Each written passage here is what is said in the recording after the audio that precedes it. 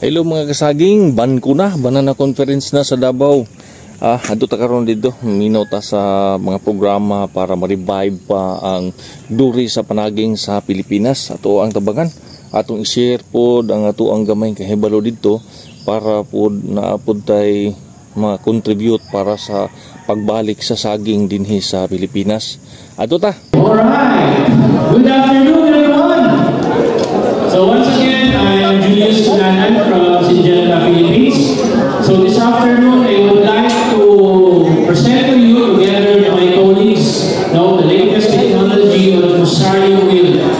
So, may I call on our first colleague, Ms. Andressa Lemos, our global manager for Vaniva in the whole of insecticides. So, Andressa, please come over. And next will be Juan Philip Naro, our key account manager for Vaniva.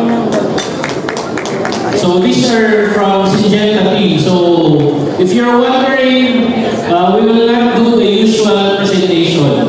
So, we will do a talk show, a sort of talk show para maging mas interactive and maging hindi naman ganun ka-boring ang maging presentation. And to make this afternoon more meaningful, we invited successful growers of Vaniva as well, so that from them they can testify how successful and how they manage Vaniva to incorporate on their technologies to their existing farms.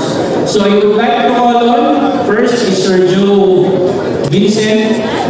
He is a councilor from Barangay Timalo, and he is last year nag-harvest ako 2 hectares ng Bitbayan sa 2 hectares nag-harvest ng likod 3,000. Imo sila, kung anong tagbalik ko sa akin, kaya wala na daw para kaya nagagumpa niya at sugod na.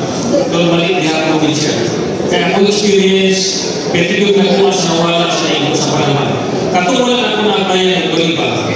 Pag-invite sa kuha sa Vaniva, invite ko dili about solusyon sa Rosario Wheel. Kaya yung buto ko, tungkol sa kagagahan sa pag-i-apply sa itong farm, sa unsa na lang technology, pagkalaan na ito ng kumpanya karoon ng mag-roadshow. Invite ko mag-field roadshow, pero dili ako sa panahon. Dito sa Mago, sa roadshow sa Rosario Wheel, sa Syngenta, nakita na ko dito harvest na bulong ito, harvest na sila. Nakita na ko dito, buwa ko ako kay mas inuwakan na niya nila. Kasi hirag na nagkura, nagkipatay na sa mga huwag ko dito natin isang usap ka, Rosario. Rosario niya, nagkikita sa mga. I-interview na ko ang mga trabahante dito na. 5 ang trabahante kanan ito trabahante ka naman dito, wala na sila na ginawa sa pagpakita. Mutay ko, trial ko tanong 2 hectares karon. Kaya sige mo, in 4 months di ka sa pagtanong sa katungin layan na ito Vaniva, hantong karon wala din ako rin sa kanan. Thank you, Sir Joe.